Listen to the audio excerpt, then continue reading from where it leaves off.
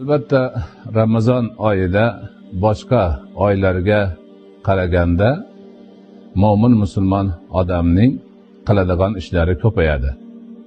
Roza tutish uchun demak tong chog'ida, tong otishidan avval turmoq, saharlik uchun taom tayyorlamoq, saharlik qilish va boshqa shunga o'xshagan ishlar oddiy kun tartibiga qo'shimcha tarzda bir harakat, ish bo'lib qo'shiladi. Lekin bu degani shu ro'zani bahona qilib oddiy hayotning tarzini buzish kerak, ishni to'xtatish kerak, harakatni umuman qilmaslik kerak degan tushunchaga olib bormasligi lozim.